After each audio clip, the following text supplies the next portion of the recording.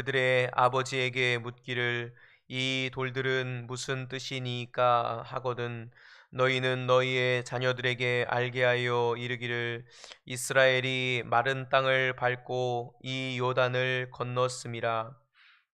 하나님 여호와께서 요단물을 너희 앞에서 마르게 하사 너희를 건너게 하신 것이 너희 하나님 여호와께서 우리 앞에 홍해를 말리시고 우리를 건너게 하심과 같았나니 이는 땅의 모든 백성에게 여호와의 손이 강하신 것을 알게 하며 너희가 너희의 하나님 여호와를 항상 경외하게 하려 하심이라 하라.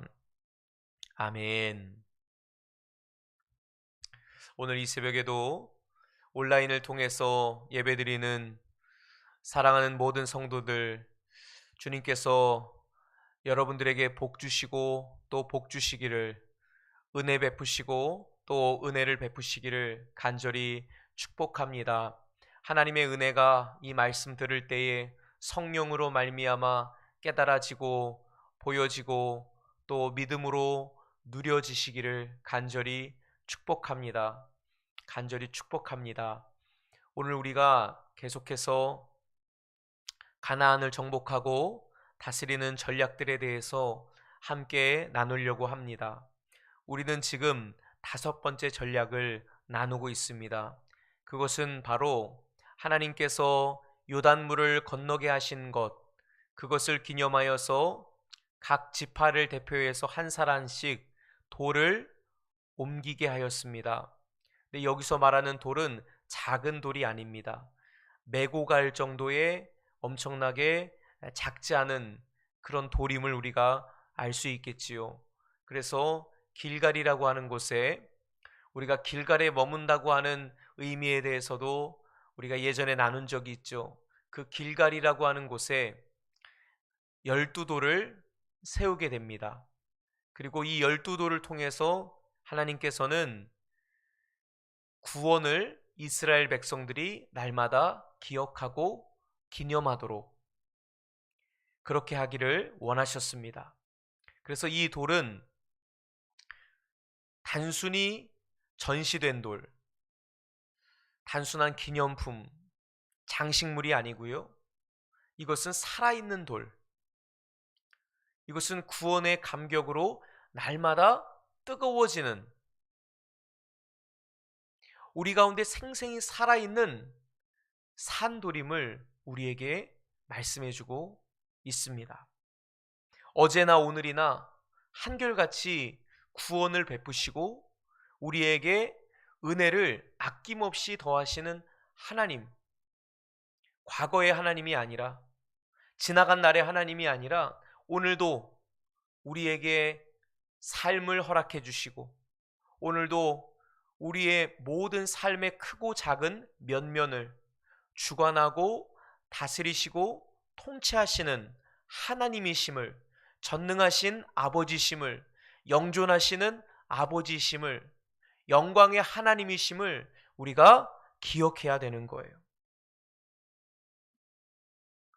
이것은 이 돌은 첫 번째로는 우리로 하여금 항상 그 하나님을 경외하도록 24절의 말씀처럼 너희가 너희 하나님 여호와를 항상 경외하게 하려 하심이라.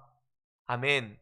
우리가 여호와를 항상 경외하는 것, 그분을 두려워하며 그분을 존중하며 그러나 그분과 친밀하게 사랑 가운데서 교제하며 교통하며 사귀는 것, 이것이 하나님의 뜻입니다.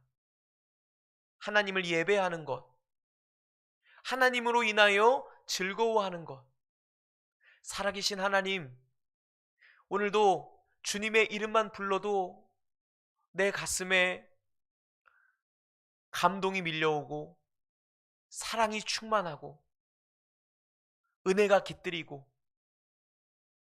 그것은 우리가 날마다 하나님의 놀라우신 구원을 기억하고 또 기억할 때 우리에게 주시는 은혜인 것이에요. 지나간 과거가 아닙니다. 오늘 그 요단을 건너게 하신 하나님, 홍해를 건너게 하신 하나님, 그 사망의 강을 우리로 하여금 건너게 하신, 믿음으로 말미암아 건너게 하신, 그리스도의 십자가로 말미암아 그분의 다리로 말미암아 우리가 그 사망의 강을, 죽음의 강을, 고통의 강을, 불행의 강을 건너게 하신 것, 이것은 지나간 과거의 일이 아니라 바로 오늘, 바로 지금 우리 가운데 베푸신 하나님의 살아있는 은혜임을, 살아있는 증거임을 우리가 깨달아야 합니다. 구원은 결코 지나간 과거의 일이 아니에요. 오늘 우리가 생생하게 경험해야 하는 일이죠. 하나님께서 어제 요단을 건너게 하신 것이 아니라 오늘 또 우리를 요단을 건너게 하시는 것. 물론 역사적으로는 요단을 건너는 일은 한 번이에요. 그러나 이 돌의 기능은 무엇이냐면, 이 12돌의 의미가 뭐냐면, 이스라엘 백성들로 하여금 저들의 마음 속에, 저들의 생각 속에 날마다 그 은혜를 건너게 하시는 거예요. 구원을 경험하게 하는 거예요. 우리는 매 예배 때마다 비록 과거의 일이고 이전의 일이겠지만 우리의 마음 속에는 그것이 생생하게 현재화가 돼서, 하나님 어찌하여 나 같은 자에게 이런 구원의 은혜를 베풀어 주십니까? 라고 하며 우리가 그 구원을 기억하게 되는 거죠. 그 구원을 기념하게 되는 것입니다.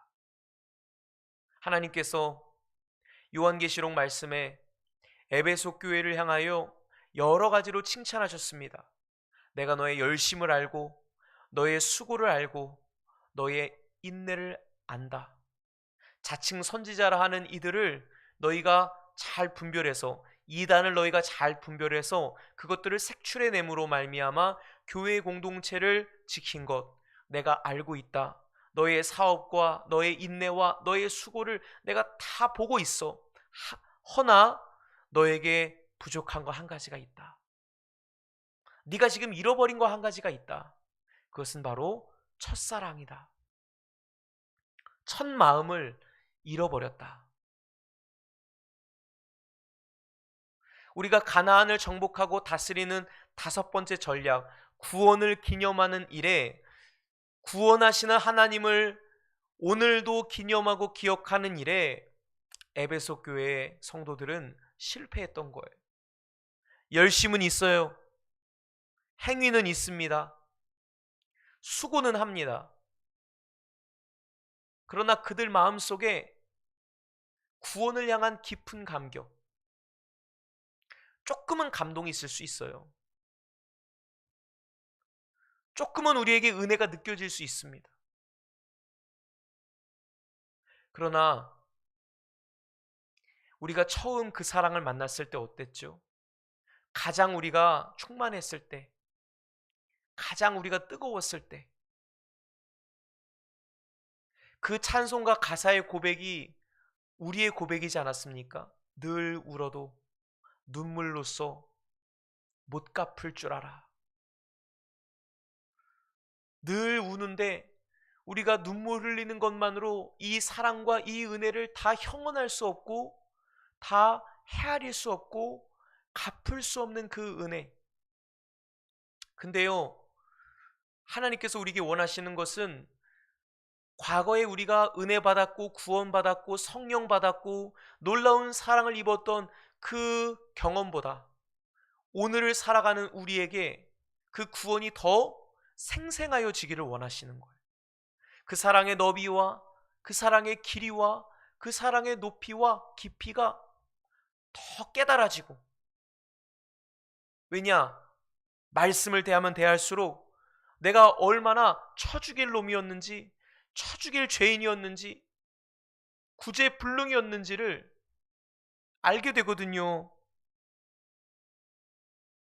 내가 얼마나 못됐는가, 내가 얼마나 사울과 같은 자였는가, 그것을 깨달으면 깨달을수록 저는요 지금도 그 사도행전 9장을 계속 읽으면 제가 지난주에 주일날 그런 설교를 했죠.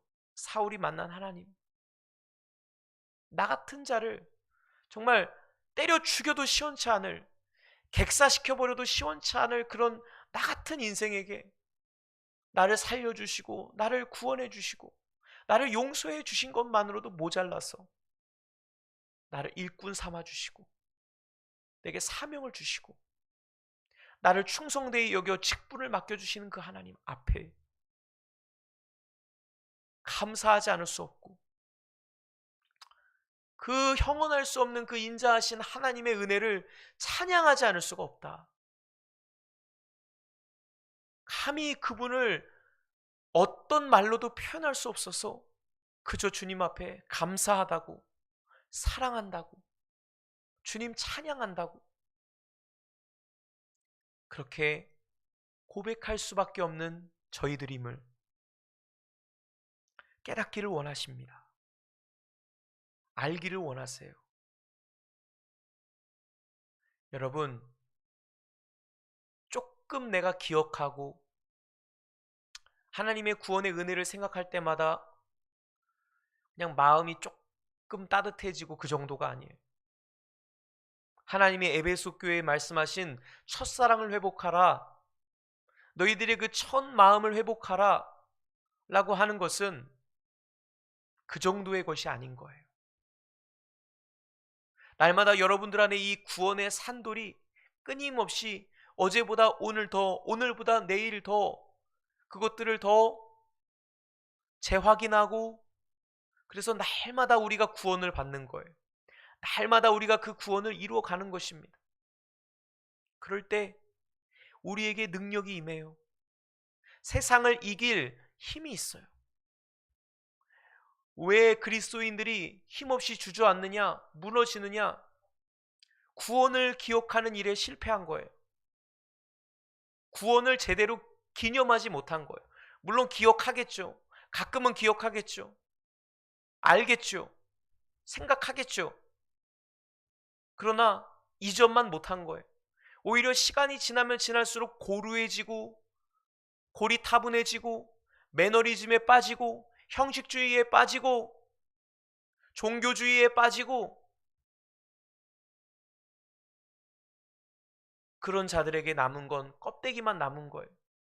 교회 안에서 싸우고 서로 이간질하고 나 인정해주지 않는다고, 나 높여주지 않는다고, 나 존중해주지 않는다고 삐지고 서로 핥히고 표독스러워지고 간사해지는 것이 저와 여러분들의 모습이에요. 그런데 우리가 그 하나님의 발치 앞에 엎드려서 정말 마리아처럼 주님의 말씀을 듣기 위해, 주님의 음성을 듣기 위해, 주님의 사랑을 더 알기 위해서 무릎 꿇고 무릎 꿇는 자들은, 낙지처럼 엎드리고 그 하나님 말씀 앞에 코를 박고 사는 자들은 그럴 시간이 없어요. 여러분, 그럴 시간이 없어요. 싸울 시간이 어디 있습니까? 죄 지을 시간이 어디 있어요? 다른 사람한테 부딪히고 나 인정해주지 않는다고 떼쓸 시간이 어디 있습니까? 하나님 만나느라 바쁜걸요. 하나님과 사랑 나누느라, 하나님과 연애하느라, 하나님과 데이트하느라 바쁘거든요. 바빠요. 저희들 원래 바빠야 돼요. 말씀 보느라 바쁘고, 기도하느라 바쁘고, 주신 사명 감당하느라 바쁘고. 우리가 자꾸만 쓸데없는 일에 신경을 쓰고 쓸데없는 거에 마음을 기울인다는 거는요, 한가해졌다는 증거입니다. 여러분들이 구원을 기념하는 일에 바빠지시기를 축복합니다. 그럴 겨를이 없어요. 그럴 새가 없다니까요. 여러분들에게 그 은혜가 있으면 좋겠습니다. 말씀 한 절 한 절을 읽을 때마다, 말씀을 들을 때마다 하나님 맞아요. 이 은혜를 나에게도 주셨어요. 내가 바로 그예요. 하나님 잘못했어요. 하나님 내가 이러이러한 죄를 지었어요. 나를 용서해 주세요. 우리가 그 죄를 자백하고 고백할 때마다 즉시로 우리의 죄를 사해 주시고 즉시로 우리에게 사면을 베풀어 주시는 그 구원의 하나님, 그 자비의 하나님, 또 그분 앞에 엎드려서 주님 감사해요. 주님, 이게 웬 은혜인가요? 이게 웬 축복인가요? 그러면서 또 무릎으로 주님 앞에 나아가고 사랑을 고백하고, 이것이 우리의 삶의 연속이에요. 구원받은 자에게 나타나는 계속되는, 지속되는 그런 일이라는 것이죠. 이 은혜가 여러분들에게 있기를 축원합니다. 항상 여호와를 경외하라. 항상 주님만을 바라보라. 항상 그 구원을 기억하고 기념하며 감격하라. 살아계신 하나님을 알라. 여호와의 손이 강하신 것을 깨달으라. 또 이 12돌의 의미가 있습니다. 그것은 바로 이 구원을 알지 못하는 자들에게, 하나님을 만나지 못한 자들에게, 하나님의 이 의로운 말씀을 깨닫지 못하고 경험하지 못한 자들에게 가르쳐 주는 것이에요. 특별히 21절에 보니까 너희의 자손들이 그들의 아버지에게 묻기를 이 돌들은 무슨 뜻이니까 하거든. 학습 교재가 되는 거예요. 이 돌이 교보제, 증거가 되는 것이죠. 아버지, 이 돌들은 무엇입니까? 어머니, 이거는 왜 여기 있는 겁니까?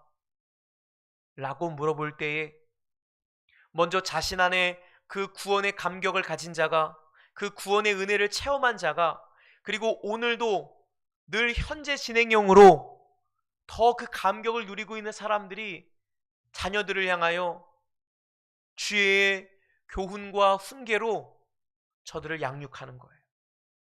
가르쳐 주는 것입니다. 신앙의 전수, 믿음의 전수, 우리 다음 세대들에게 살아있는 믿음을 증거합시다.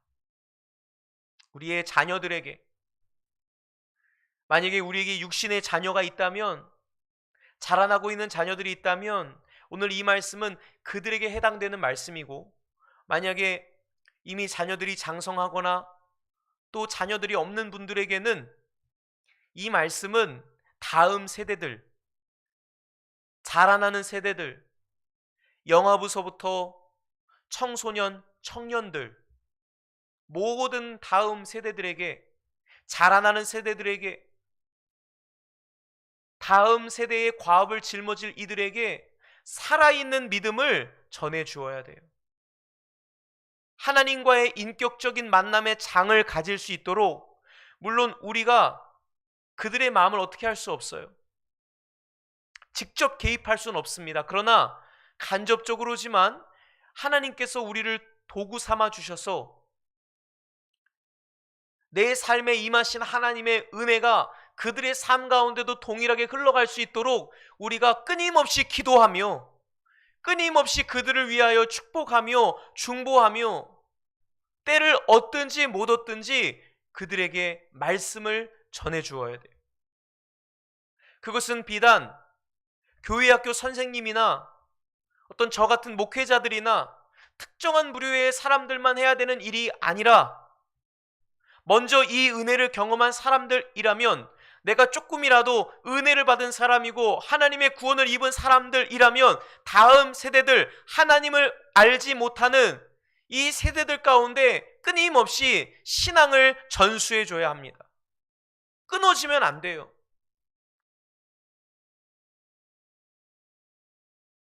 고기 잡는 어부가요, 만약에 다음 세대에게, 자기 자식에게, 아들에게 그물 깁는 법, 그물 던지는 법, 고기 낚아 올리는 법, 어디에서 그물을 낚아야 되는지, 언제 그물을 던져야 하는지, 이 비법을 자신들도 조상으로부터 전수해 받은 이 생활의 기법, 고기 잡는 기법, 만약에 그걸 가르쳐 주지 않고 네가 알아서 깨달아, 그렇게 하면 이 자녀가 알 수가 있을까요? 아니요. 이 자녀가 나만큼 할 수 있도록, 아니 나보다 더 잘할 수 있도록 계속해서 지도해주고 코치해주고 가르쳐주는 거죠. 아니야, 이건 그렇게 하는 게 아니야, 이렇게 하는 거야. 그렇게 해야 전대로부터, 조상적부터 내가 아버지에게, 아버지는 또 그 아버지에게 끊임없이 전수해 온 가문의 전통, 가문 대대로 내려져 오는 그 가르침을 자녀들이 이어받아 이것이 다음 세대 후대에도 끊임없이 이어질 수 있도록, 끊어지지 않도록 하는 것이 기성세대들의 과업입니다.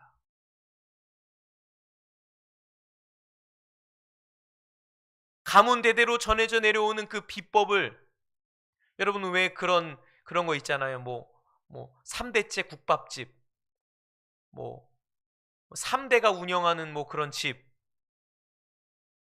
그래서 뭐냐면 그 과거의 여러 가지 실패와 여러 가지 그 과오를 통해서 교훈을 얻고, 어떻게 하면 육수를 맛있게 끓여내는지, 어떻게 하면 이 맛깔난 잡내 나지 않는 그러한 음식을 만들 수 있는지를 끊임없이 연구하고, 또 그거를 비법을 전수받아서 누구한테 알려주는 거예요? 다른 사람한테 안 알려줘요. 뭐 비법 배우러 온 사람들에게는요, 그냥 뭐 이렇게 그냥 알아도 되고 몰라도 되고 뭐 그런 거 이렇게 좀 알려주죠. 결정적인 비법은 안 알려줘요. 소스 만드는 법, 육수 끓이는 법. 근데 누구한테 알려줘요? 자녀들에게 알려주는 거예요. 이어지도록 끊임없이 전수하는 것입니다. 하물며 우리의 신앙은 어떻겠습니까? 여러분, 교회가 이 시대에 감당해야 될 중요한 사명은 다음 세대를 살리는 일이에요. 다음 세대를 건지는 일입니다. 저는 가끔 두려움이 몰려올 때가 있어요. 저희 아이들을 보면서, 하루가 다르게 쑥쑥 크고 있는 그 자녀들을 바라보면서, 하나님, 저에게 지혜를 주세요. 부모인 저들이 아빠를 보면서 하나님을 만날 수 있도록, 그리고 제가 틈날 때마다 그들에게 말씀을 전해줄 수 있도록 기도하는 법을 가르치고, 말씀을 묵상하는 법을 가르치고, 어떻게 예배드려야 하는지, 어떻게 믿음으로 살아야 되는지, 무엇이 죄인지, 어떤 걸 하면 안 되는지, 어떤 것들을 해야 하는지, 무엇을 바라봐야 되는지, 삶의 기준점은 무엇인지, 그것들을 끊임없이 가르쳐줘야 하고 삶으로 나타내야 하고 보여줘야 되는 거. 근데 이 책임이 너무나 막중한 거예요. 자칫 잘못하면 마치 여러분 엘리 제사장의 두 아들처럼 홈니와 비느하스를, 저의 두 아들들에게 그렇게 잘못 신앙을 전수해서 패가망신해버리는, 다음 세대가, 여러분 신앙을 제대로 전수하지 않으면 다음 세대가 다른 세대가 됩니다. 다른 세대가 돼요. 신앙을 이어갈 다음 세대가 되어야 하는데 신앙이 다른 세대가 돼버리는 거예요. 아버지는 하나님을 알고 어머니는 하나님을 섬겼는데 자녀들은, 아들, 딸들은 하나님을 몰라요. 예배드리는 법을 몰라요. 하나님의 사랑이 뭔지를 몰라요. 죄가 좋아요. 쾌락이 좋아요. 이 세상의 철학과 학문과 다원주의, 자유주의, 상대주의, 물질 만능주의, 쾌락주의, 이런 것들에 젖어 들어가서 친구 따라 죄 짓고 선배들 따라 죄 짓고, 그렇게 세상의 화려한 유혹과 그 문화에 휩쓸려 갈 수밖에 없는. 그래서 안타까운 사실은 무엇입니까? 저도 교회 학교를 섬겨봤지만 이 아이들이요, 중고등학교 때까지만 해도 교회를 잘 다녔던 아이들이 대학 가고 청년이 되면 교회를 떠나버려요. 교회 안 나가요. 자취생활하고 타지생활하고 엄마 아빠의 곁을 조금만 떠나면 신앙이 죽어버려요. 아니, 그때 죽은 것이 아니라 어쩌면 이미 골든타임을 놓쳐버렸는지도 몰라요. 이건 대단히 두려운 말씀입니다. 그것은 비단 자녀를 둔 자식을 둔 부모에게만 해당되는 말씀이 아닙니다. 그것은 모든 우리 기성세대들이 함께 교회 공동체가, 우리 아이들이, 우리 다음 세대들이, 교회 학교 자녀들이 정말 인격적으로 하나님을 만나고 있는지, 그들이 정말 살아있는 믿음으로, 세상을 이기는 믿음으로 다음 세대를 우리가 그 믿음의 바통을 계승할 수 있는 자들인지를 끊임없이 우리가 관심 기울이고, 끊임없이 우리가 기도하고, 그들에게 사랑으로 물 주고 같이 키워야 한다는 거예요. 같이 키워야 한다는 거예요. 근데 많은 교회들이요, 그냥 재정만 주고 자리만 이렇게 좀 만들어주고, 그 다음서부터는 전도사님들 알아서 하세요. 그 다음서부터는 선생님들 알아서 하세요. 관심이 없어요. 지금 자녀들이 어떻게 예배를 드리고 있는지, 이들이 어떤 제목으로 공과 공부를 하고 있는지, 이들이 학교에서 어떻게 살아가는지, 이들이 가정에서 부모에게 어떻게 대하는지, 어떻게 신앙생활을 하고 있는지에 대해서 전혀 관심이 없습니다. 그러나 여러분, 그에 반해 세상은 어떻습니까? 무섭게, 너무나도 빠르게 아이들 속에 이 세상의 가나안적 문화, 하나님을 대적하고 하나님을 대신하는 그 문화들을 마치 스펀지처럼 그들이 흡수할 수 있도록 보이는 것, 들리는 것, 만져지는 것으로, 접촉하는 것으로 끊임없이 그들에게 집어넣고 있어요. 나도 모르게, 그들도 모르게 그 죄의 문화 속에 잠식되어져 들어가도록 하고 있다니까요. 그래서 가나안을 정복하고 다스리기 위해서는요, 다음 세대가 있어야 돼요. 다음 세대. 여러분, 나중에 우리가 사사기를 보게 되면 이 가장 뼈아픈 실패가 뭐냐면, 가나안을 처음으로 정복했던, 요단을 건넜던 이 여호수아 시대의 사람들은 하나님을 잘 섬겼어요. 그런데요, 그들의 자녀들, 또 그들의 자녀들 시대는요, 이전 시대가 만난 하나님을 만나지 못한 거예요. 그래서 나중에 말씀 보게 되면 이 다음 세대가 다른 세대가 돼버린 거예요. 하나님을 알지 못하는 다른 세대가 돼버린 거예요. 그래서 가나안 사람들과 통혼을 하고 그들과 함께 교류를 하고, 그러면서 그들과 문화를 주거니 받거니 하면서 우상을 섬기기 시작하는 거예요. 신앙이 무너지는 거죠. 이러한 불상사가 일어나게 되었습니다. 그러므로 오늘 우리는 이 다음 세대, 교회가 다음 세대를 살리는, 다음 세대를 일으키는, 다음 세대를 가나안으로부터 구별시켜서 그들을 믿음의 용사로 세워서 교회가 훈련소가 되어서, 양성소가 되어서, 믿음의 학교가 되어서, 믿음의 가정이 되어서 이들 한 사람 한 사람을 다윗과 같이, 다니엘과 같이, 요셉과 같이 세상을 정복하고 이기는 자로, 가나안을 정복하고 다스리는 여호수아로 세워나가는 것이죠.